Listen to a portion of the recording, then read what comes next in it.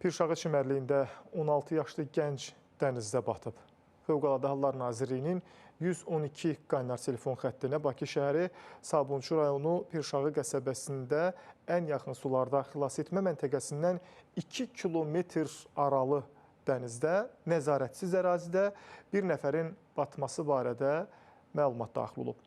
Məlumatla əlaqədar dərhal Fövqəladə Hallar Nazirliyinin kiçik həcmli gəmilərə nəzarət və sularda xilas etmə Dövlət Xidmətinin dalğıc xilas ediciləri axtarışlara cəlb olunub.